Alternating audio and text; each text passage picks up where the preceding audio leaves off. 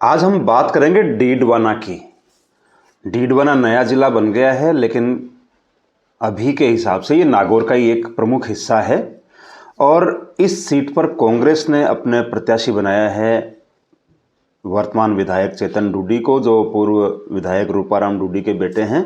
और बीजेपी ने यहाँ से फिर से जितेंद्र जोधा को उतारा है। यहाँ का सबसे बड़ा पॉलिटिकल किरदार अगर कोई है तो वो उनका नाम यूनुस खान है। उनका टिकट दूसरी बार डीडवाना से काटा है।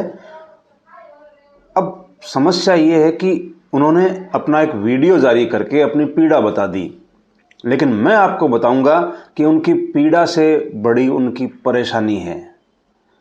यूनुस खान की कहानी सुनिए। यूनुस खान का राजनीतिक करियर इतना रोमांचक है कि आपको उनसे रश्क भी हो सकता है और आपको उनसे सहानुभूति भी हो सकती है एक साथ। कैसे? 2003 के चुनाव में यूनुस खान को पहली बार टिकट मिला बीजेपी से और उन्होंने डीडवाना से चुनाव लड़ा। और यही वो साल था जब वसुंधरा राजे के नेतृत्व में बीजेपी की पहली बार बहुमत से सरकार बनी थी और यूनुस खान को पहली बार जीतने के बावजूद कैबिनेट मंत्री बनाया गया और मलाईदार परिवहन विभाग दिया गया। ये कार्यकाल उनका बहुत अच्छा गया। इस कार्यकाल में उन्होंने अपने इलाके में पकड़ भी बनाई। हालांकि वो रहने वाले लक्ष्मणगढ़ के विधानसभा क्षेत्र के गांव गनेड़ी के हैं। 2008 के चुनाव में वसुंधरा सरकार भी चुनाव हार गई और यूनुस खान डीडवाना से अपना चुनाव हार गए। कोई बात नहीं। 2013 में यूनुस खान का भविष्य फिर से चमका जब प्रचंड बहुमत के साथ प्रदेश में फिर से वसुंधरा राजे की सरकार आई और इस बार उनको और मलाईदार विभाग पीडब्ल्यूडी मिला। ये खाली पीडब्ल्यूडी तक का मामला नहीं है। वसुंधरा राजे की दूसरी सरकार में यूनुस खान सबसे पावरफुल मंत्री बनकर उभरे। यही वो दौर था जब बीजेपी हिंदुत्व के रथ पर सवार होकर केंद्र की सत्ता में पूर्ण बहुमत के साथ आई। इस दौरान यूनुस खान का चढ़ता हुआ जो ग्राफ है बीजेपी में, वो वसुंधरा राजे के अलावा किसी को भी पसंद नहीं आ रहा था शायद। लेकिन 162 सीटें थी बीजेपी के पास में, तो वसुंधरा राजे पावरफुल थी और उनकी सरपरस्ती में यूनुस खान पूरी तरह सुरक्षित थे। इस दौरान यूनुस ने डीडवाना में अपनी अच्छी पैठ बनाई और काम भी खूब करवाए। लेकिन बीजेपी संगठन इंतजार कर रहा था 2018 के चुनाव का। याद कीजिए, 2017 वह साल था जब बीजेपी ने करीब 20 साल बाद उत्तर प्रदेश की सत्ता हिंदुत्व के रथ पर सवार होकर फिर से हासिल की थी।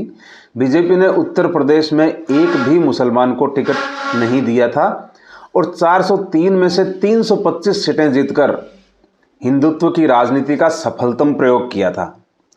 अगले ही साल बीजेपी यह प्रयोग राजस्थान में दोहराना चाहती थी। जैसे अभी सूचियां आ रही हैं वैसे ही बीजेपी की सूचियां आती जा रही थी, लेकिन उनमें से एक भी मुस्लिम उम्मीदवार नहीं था।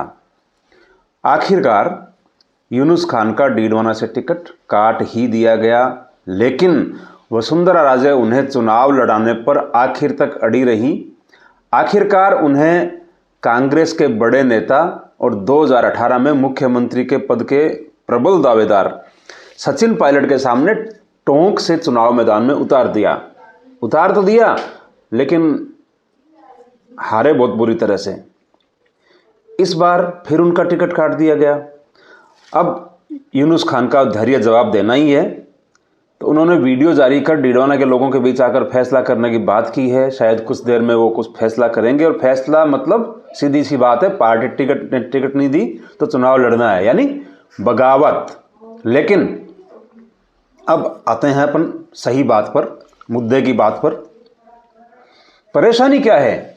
परेशानी यह है कि यूनुस खान अगर डीडवाना से निर्दलीय चुनाव लड़ते हैं और उनके अल्पसंख्यक वर्ग के मतदाता उन्हें वोट देते हैं, तो जीतने की संभावना बीजेपी के प्रत्याशी जितेंद्र सिंह जोधा की बनती है। ऐसे में उनकी बगावत बीजेपी को नुकसान पहुंचाने की बजाय फायदा पहुंचाने वाली साबित हो सकती है। हम ये नहीं कहते कि यूनुस खान वहाँ से निर्दलीय जीत नहीं सकते, लेकिन पार्टियों के दौर में निर्दलीय के जीतने की संभावना कम बनती है। ऐसे में अगर उन्होंने अपने पूरे मुस्लिम वोट काटे तो ये फायदा सीधा सीधा बीजेपी को होगा। बीजेपी तो संभवतः चाहेगी कि वे चुनाव में उतरें और मुस्लिम वोट काटें ताकि उसके अधिकृत प्रत्याशी की राह आसान हो। डीडवाना जिस नागौर क्षेत्र में आता है वहाँ हनुमान बेनीवाल की राष्ट्रीय लोकतांत्रिक पार्टी का अच्छा प्रभाव है, लेकिन यूनुस खान की परेशानी फिर वही है कि आनंदपाल एनकाउंटर के बाद से उनकी हनुमान बेनीवाल से अदावत चल रही है। ऊपर से डीडवाना से जो कांग्रेस प्रत्याशी चेतन डूडी हैं, उनके सामने भी हनुमान बेनीवाल शायद ही अपना प्रत्याशी उतारें। अब देखना ये है कि राजनीतिक करियर के दोराहे पर खड़े यूनुस खान फैसला क्या करते हैं। वे खुद जीतने की मंशा से मैदान में उतरते हैं या उनके उतरने से बीजेपी जीतती है, ये समय बताएगा। हो सकता है इसके पीछे भी बीजेपी की कोई रणनीति हो, लेकिन आज की तारीख में अगर यूनुस खान चुनाव लड़ने की घोषणा करते हैं तो डीडवाना का चुनाव बेहद रोचक और बेहद रोमांचक हो जाएगा। सबकी नज़र वहाँ लग जाएगी।